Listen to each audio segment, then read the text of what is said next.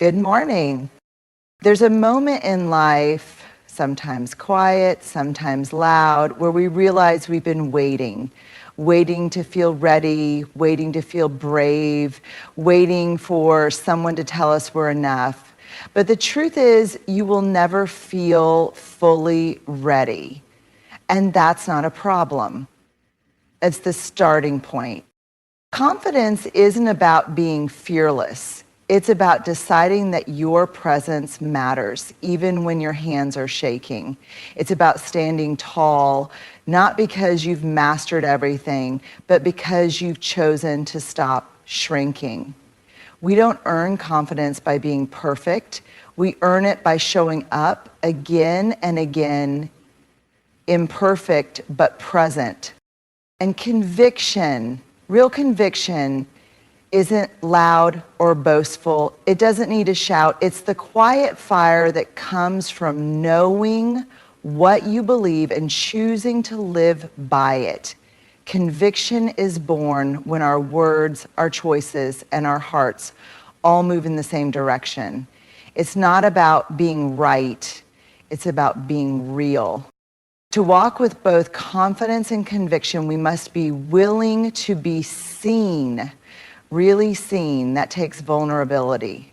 And let me tell you, vulnerability is not weakness.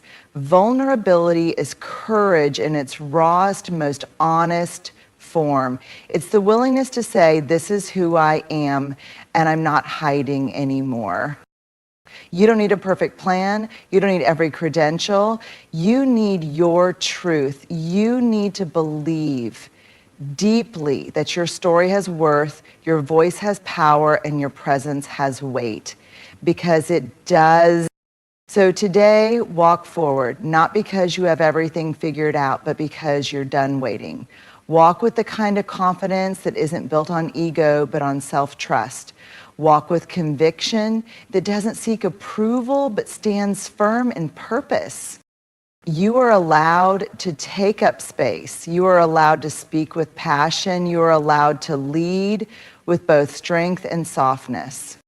You will walk with confidence and conviction, not because it's easy, but because you've chosen to stop dimming your light.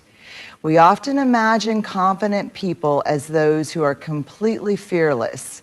People who walk into a room with their heads high, their shoulders back, and not a trace of doubt in their minds. But that's a myth. Real confidence has very little to do with the absence of fear. In fact, fear is often right there, sitting in the front row, watching every move we make. Confidence is not the voice that says, I've got this completely figured out.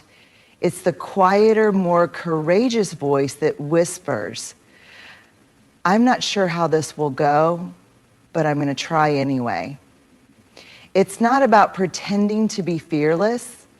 It's about choosing to act while fear is still present in the room. You see, fear will always try to talk us out of taking risk. It will try to convince us that we're not ready, not talented enough, not worthy of taking up space. Confidence doesn't silence that voice entirely. It simply refuses to obey it. It says, I hear you, fear, but I'm walking forward anyway.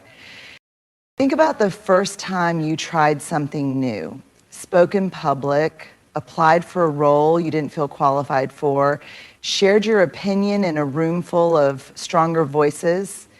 You were likely nervous, maybe even terrified, but you showed up. That moment right there, that's confidence. Not because you were unafraid, but because you acted despite being afraid. Confidence is a muscle. It grows every time we risk discomfort, every time we lean into uncertainty, every time we stand on shaky legs and decide to stay standing. It's not built on applause or external approval. It's built on our willingness to show up, fall down, and rise again. Conviction isn't just about having strong opinions or standing your ground. It's something deeper. It's the inner fire that comes from knowing who you are and choosing to live like it. It's not just about speaking your truth, it's about living in a way that reflects it, even when no one is watching. We all carry a set of core values, beliefs about what matters most to us. Maybe it's integrity, maybe it's compassion, maybe it's justice, honesty, courage, or loyalty. But values on paper mean very little. Conviction is what happens when those values stop being abstract ideas and start becoming daily practices. It's easy to talk about what we believe when things are comfortable, but conviction is tested in the hard moments when it's inconvenient, when we feel pressure to conform, when no one would blame us for backing down. That's when alignment matters most. Imagine a situation where you know the easy choice would save time or make you look better or even win you praise, but it would cost you your integrity. Conviction is what steadies your hand and says, not this way, not at the expense of who I am. It doesn't always feel heroic. Sometimes it feels lonely. Sometimes it looks like disappointing people. But conviction doesn't come from trying to please others. It comes from honoring your truth. When your actions line up with your values, you begin to experience an internal peace that no applause or external success can replace. You sleep better. You speak more clearly. You walk more firmly. You stop second-guessing yourself because you're no longer trying to be everything to everyone. You're trying to be someone you respect.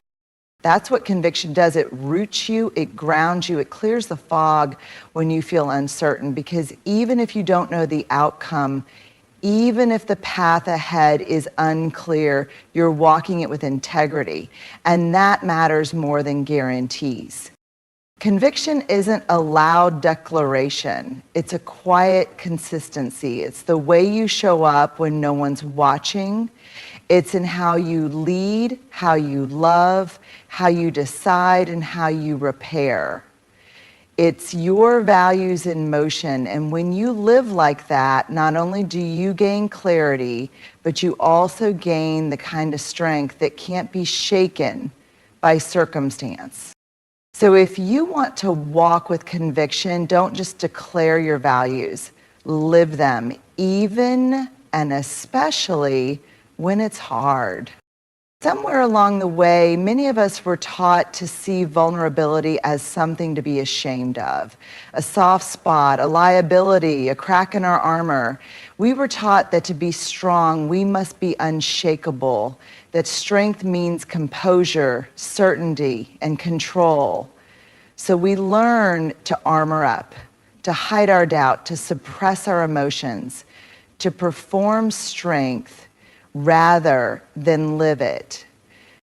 But here's the truth. Vulnerability is not weakness. In fact, it is the clearest, rawest, and most courageous expression of human strength. Vulnerability is the willingness to show up and be seen when we can't control the outcome. It's telling the truth even when your voice shakes.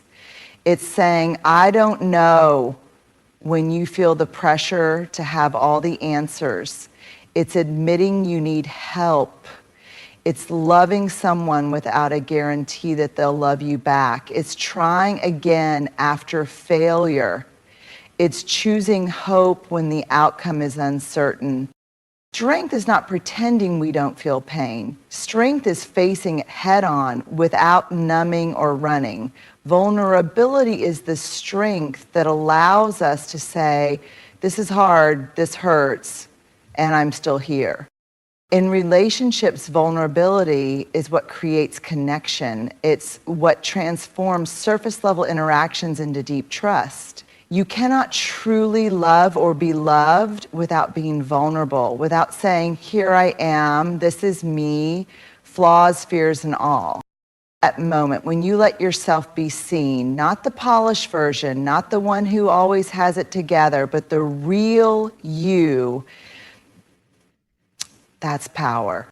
In leadership, vulnerability is what makes space for authenticity. It's what allows teams to speak openly, take risks, and innovate. A leader who says, I don't have all the answers, but I'm willing to listen and learn, builds a culture where others feel safe to do the same. That kind of culture doesn't crumble under pressure. It adapts, it grows, and it thrives. Vulnerability doesn't mean oversharing. It doesn't mean exposing everything to everyone. It means being honest, being emotionally present, letting go of the need to be bulletproof and choosing instead to be brave. And yes, vulnerability carries risk. There's the risk of rejection, the risk of being misunderstood, the risk of being judged. But if you avoid that risk, you also avoid connection, growth, and joy. You avoid the very experiences that make life meaningful. So, no, vulnerability is not weakness. It is the opposite. It is emotional courage. It is strength forged in truth. It's not the shiny armor. It's the steady heartbeat beneath it. And when you stop hiding, when you stop pretending, and when you allow yourself to be fully seen, you unlock a strength no mask can ever give you. One of the biggest lies we are taught, often silently and subtly, is that certainty must come from knowing everything, from having it all figured out, from being the expert in the room. And so we wait. We hold back, we delay taking the next step until we feel ready, until we feel flawless, until there are no question marks left. But the truth is, if we wait until we have all the answers, we'll never move. We'll stay stuck in the endless loop of doubt and perfectionism, because there is no such thing as being fully ready. Life doesn't hand out roadmaps, it hands out moments. Raw, uncertain, imperfect, and asks, will you show up anyway? Walking with certainty has nothing to do with knowing everything, it has everything to do with knowing yourself. You walk with certainty when you trust that your value isn't attached to your resume, your credentials, or your ability to predict outcomes. You walk with certainty when you trust that your presence alone carries weight. That your ideas, your intuition, your lived experience, and your voice matter, even when the path is still unfolding. This kind of certainty comes from within. It's anchored in worthiness, not in performance. Think about it. How many times have you hesitated to speak up, to apply, to take the risk, because you didn't feel like an expert, because you thought someone else was more qualified, more polished, more ready? We've been conditioned to believe that worth must be earned, that we have to prove ourselves before we can believe in ourselves. But that's backwards. Your worth is not up for debate. It's not dependent on other people's approval or on whether things go perfectly the first time. Worth is not something you achieve. It's something you recognize and reclaim. And when you do, everything changes. You start raising your hand in rooms you once stayed quiet in. You take steps in new directions, even when the outcome is uncertain. You stop waiting for permission and start trusting your presence is already enough. And no, it doesn't mean you won't make mistakes. You will. But when your sense of worth is intact, those mistakes don't define you, they refine you. You don't crumble when things get messy because your identity isn't built on being perfect, it's built on being real. Walking with certainty doesn't mean never doubting. It means not letting doubt make your decisions. It means saying, I may not know everything, but I know enough to begin, and more importantly, I know I belong here. That's what trusting your worth does. It gives you permission to move forward while things are still in progress. It gives you the kind of certainty that doesn't need applause or reassurance. It's quiet, grounded, unshakable. You don't need all the answers. You just need to know who you are and believe that it's enough to begin. Some of it is light, moments of joy, triumph, love, and laughter. But many parts of our story are heavy, chapters we don't talk about, things we've been through, things we've done, things that were done to us, the mistakes, the failures, the times we felt small or unworthy or not enough. For many of us, the natural instinct is to edit, to clean up our story before we show it to the world, to highlight only the polished pieces and hide the rest in a quiet corner of ourselves. And we tell ourselves we're protecting our image, but often what we're really doing is protecting our shame.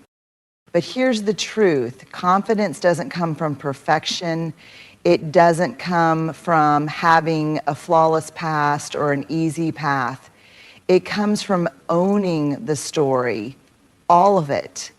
Not just the shiny, acceptable parts, but the messy, human, vulnerable parts too.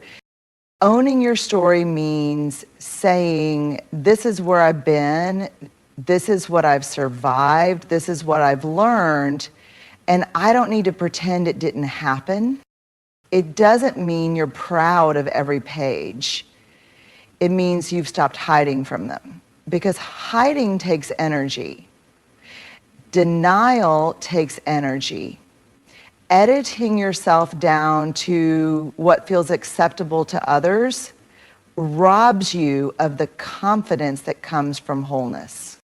When you own your story, you take the pen back. You stop letting shame narrate your life. You stop letting the voices of judgment, whether from others or from within, control the volume. And instead, you begin to speak from a place of truth. And truth is where real confidence lives. Think about it. The people who move through the world with real grounded confidence, they're not the ones who act like they've never struggled. They're the ones who have struggled and don't let that struggle define them.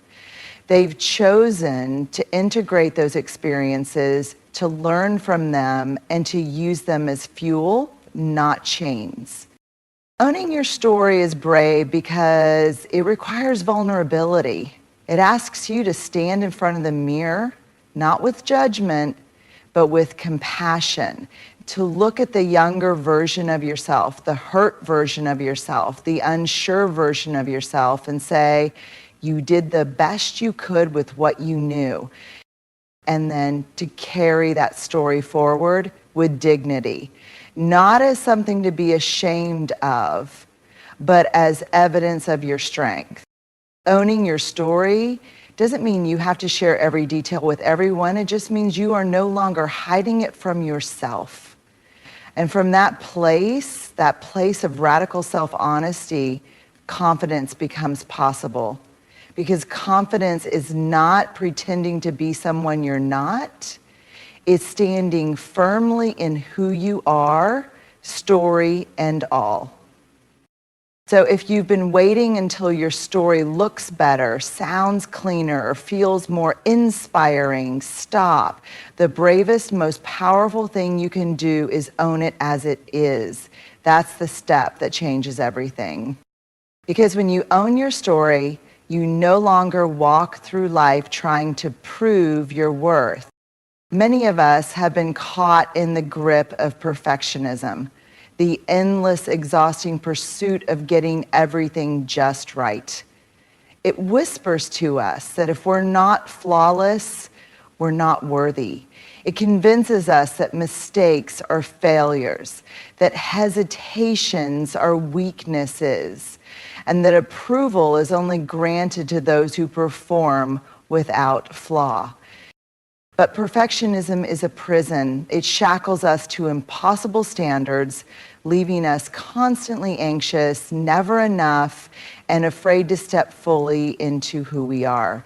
When we hold tight to perfectionism, we live in fear, fear of judgment, fear of failure, fear of being seen as less than perfect.